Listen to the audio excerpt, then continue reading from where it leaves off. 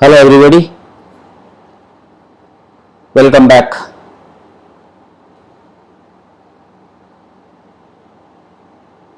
So in the previous video we had a discussion regarding the RESTful web service which consumes JSON from the producer. But the producer which we had created, that was present in our local machine, and as well as the consumer that was present in the same machine where the producer exists. So that doesn't fulfill the criteria of creating any live application which can be deployed into any cloud or any application server or any web server, you can say. So in this video we will be enhancing that feature of creating a Spring Boot web application which will consume JSON from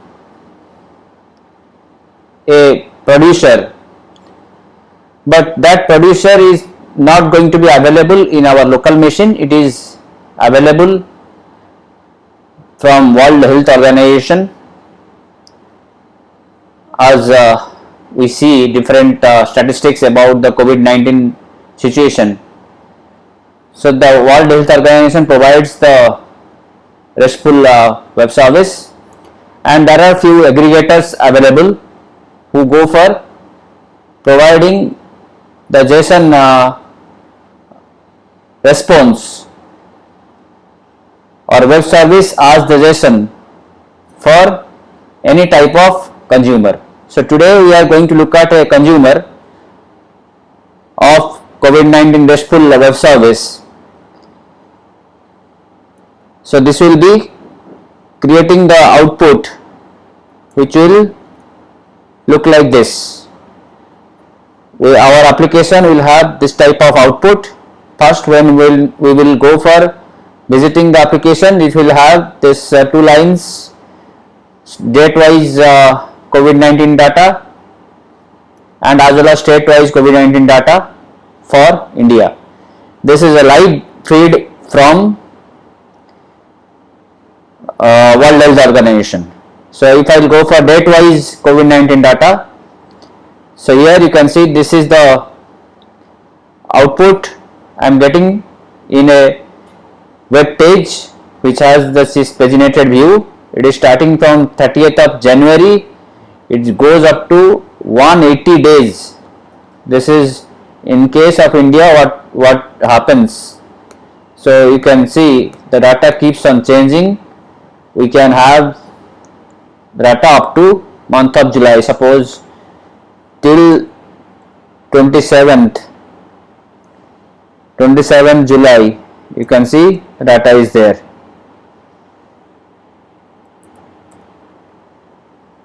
So entire July month if you look at, then that also is available from 1st of July till the 27th of July. You can see from 1st of July till 27th of July, all these 27 entries are there. So in India, the active cases of COVID-19 is something, the figure is 1,48,000. So this is the output from one page which is date wise data, and as well as we have gone for creating state wise data. So we can arrange the state data by using the alphabetically we can arrange it, and as well as by using the date we can arrange the same thing. So today is 28th when we are recording this video, so we should have the 28th of July data. Yes, 28th of July, the updated data is there. You can see of Himachal Pradesh, this is the total data 1,48,000 as we saw, active data, then the number of casualty. So all these are the real-time data which you are getting in our application. So that is the beauty of using web service, so that we can consume the data from any producer, whichever is providing the data to us. So how we can create it, that also I have described in one of a blog which I have created recently, which is similar to the previous video, but we are using more number of classes, because the JSON which you are going to get over here, that is not going to be as simple as the previous video. This JSON is going to be bit complex, so that is why we are going to create more than one classes to represent the JSON. So in this video, or in this blog, you can say, in this blog we have the requirement, like there are 6 steps as the previous application which you have created. We had followed for 6 steps, so here also we have followed 6 steps, and as well as what will be the structure of our web application, that is going to be visible over here as a screenshot. And finally, the output of the web application which I have shown you right now, that also is there, and as well as, more importantly, the entire source code is available over here. So if I will go for creating the application, then in STS, so I am just going to explain you, because already we have seen in the previous video how to create the application. The step 1 is done, and in the step 2, which is basically the step by step, whatever is written here, I will keep on explaining. In step 2, step 1 is basically the application creation, and step 2 is editing pom.xml. pom.xml, why we need to edit? That is basically for providing information about the Tomcat Embed Jasper and JSTL. So whatever we did in the first RESTful consumer, the same thing we are doing also. I will keep this link in the description box, so no need to pause the video, you can keep watching. And the third change, in the previous video we have changed the port number of our consumer application, but here it is not required. Why we changed in the previous video? Basically, the previous video was having 2 applications running in same machine. One is running in one port 8080, that is the producer, and the consumer application was running in the 8081. In one port we cannot have 2 applications running simultaneously. So here we don't need to change the port number of our application, it will remain in 8080. So that change also I have done. Here in the application.properties, you can see this is the change. Next, we have to go for creating the classes which is going to represent the JSON of web service. The JSON is not a simple JSON, it is a complex JSON. Complex JSON in the sense, the JSON itself contains the array of another JSON, or it's a JSON of JSON, you can say. So that is why for the entire JSON we represent by using one class which we named as the file name is whodata.java. This is what is whodata.java. This is containing 2 different list, because the data which is going to be available, that is going to contain two arrays of data. That is why we have mentioned the list to represent those arrays. One is going to be case time series, that is one array name, and second one is the state wise, that is the second array name. So two array name is being represented by two list over here. The list is going to represent object of date wise, there is another class, and second one is going to represent object of state wise, that is the second class. So here in this step, this fourth step which we are discussing right now, in this step we went for this who data.java in a package named as models. Then we are going for this datewise.java. This datewise.java is our own created class. Even if this who data.java, this is our own created file, and the class name also is up to us. So datewise is going to represent this variable. This variable is predefined, but this class name is not predefined. We can define our own desired class. So statewise also is there. So datewise, you can see the datewise is a class which has two variables, date and total confirmed, because these two variables are going to represent two variables of JSON. So this setter getter method also is there in datewise class, and finally this is the statewise class which has the variables again as it is going to be available in our JSON.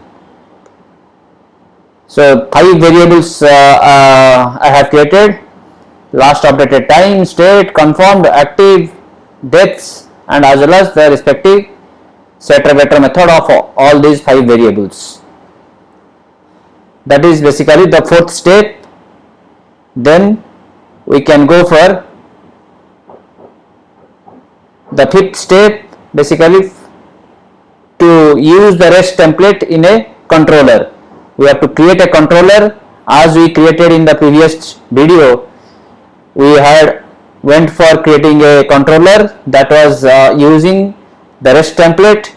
Even if the JSON is being available from the local machine, from there also we are consuming with the help of REST template. So here the same thing, REST template is going to consume the JSON. Okay. So here we are going to have this controller. Here in this package you can see we have this consumer controller. As you can see in this blog, the consumer controller I have kept. So this is what is the consumer controller, and in the consumer controller I have defined this REST template object, and this is going to be one URL to represent one method named as data. The data is being represented as India data, or the method name which is named as data, that is going to be represented as India data. That is going to use the URL over here, covid19india.org data.json. This is the endpoint of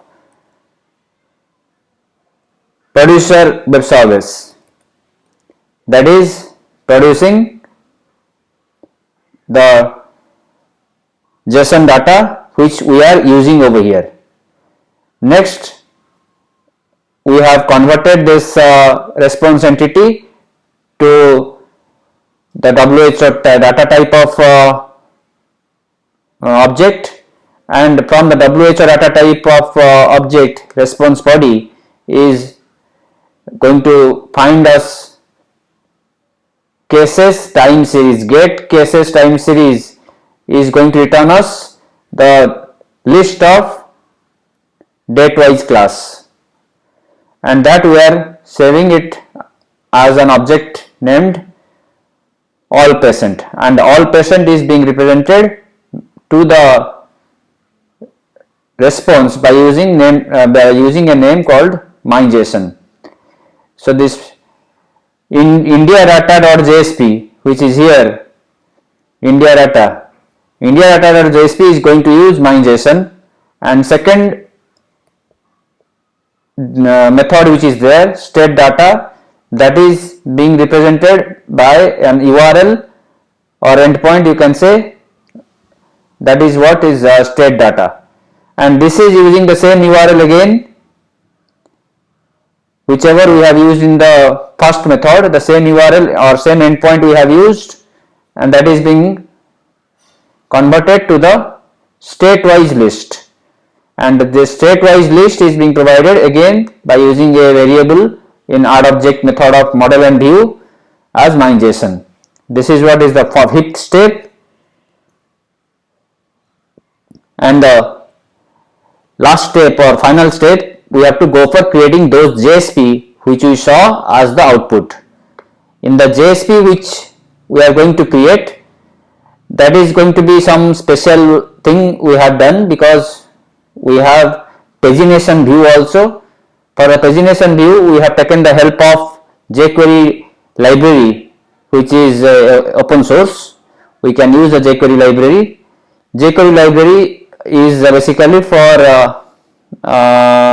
pagination or different type of methods you will find in jQuery, which is basically we are using in these days for Ajax or for any JavaScript operation.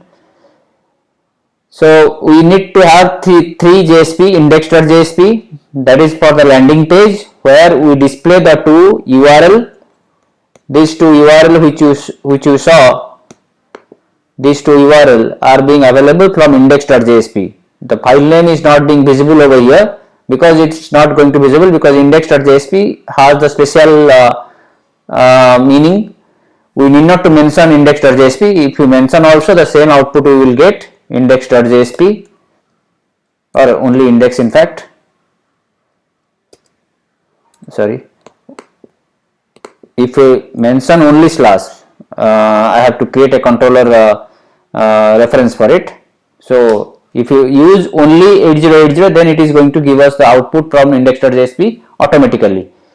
You can explicitly mention also in a controller regarding how we can go for accessing the index.jsp if you have something else as the URL for the index.jsp, but by default the index.jsp doesn't need any URL.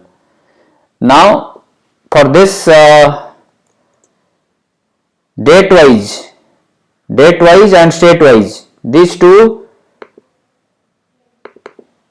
this is what for date wise, this India data.jsp, which again I have kept in the blog. So India data.jsp, this has gone for using this jQuery for this tabular view, the table which you are getting as a page. The data is being arranged in a paginated view. For that we need this jQuery library, and the loop which we have used, that is for creating the rows. So here the rows has been created within this loop for fetching the date and total confirmed, the two variables which we have declared inside date wise class.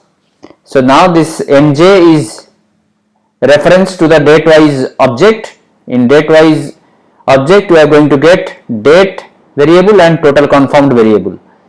This is the datewise.jsp, and finally statewise we are having state data.jsp.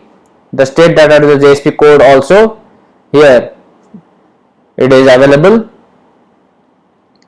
This has this same thing, it is having a loop to display more number of columns as compared to the datewise, because we have gone for not only date and number, we also has gone for updated time, then name of the state, then number of confirmed and number of active, number of death.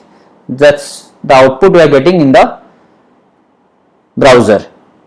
So as many number of variable is going to be there in the MindJSON, or as many number of members will be there in the MindJSON, that many number of times this loop is going to execute and it will keep on generating the data as the tr starting tr ending, means each row is going to be generated for each execution of this for loop, and finally we are getting the output after starting the server.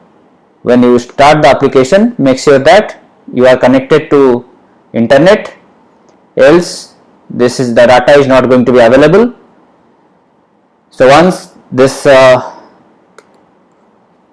application started, now you can go for using localhost :8080 as the port number. Then here is the date wise data, which you can see up to 100 number of rows in one page itself. If there are more than 100 rows, or by default it is going to show us 10 rows at a time. This is the nature of the jQuery data table which you have used. And the same thing in the state wise,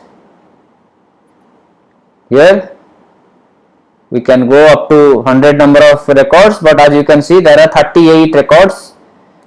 There is a total is there, and as well as apart from this number of states, we have the Lakshadweep or maybe some other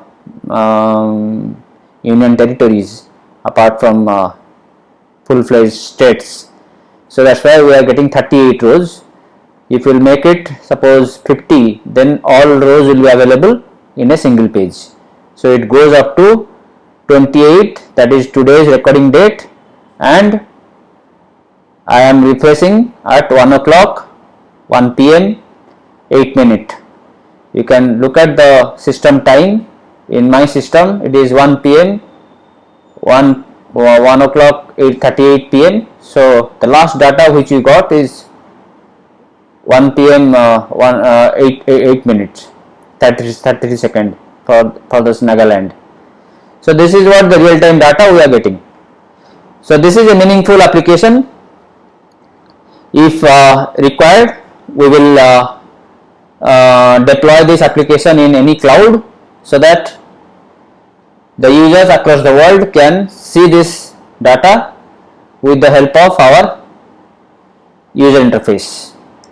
That is what is the way to create a meaningful RESTful web application by using Spring Boot. So that's all for today. I hope you have enjoyed the video, and don't forget to like, and if you have not subscribed, please subscribe. I will come with some new ideas and new technology. Thanks for watching.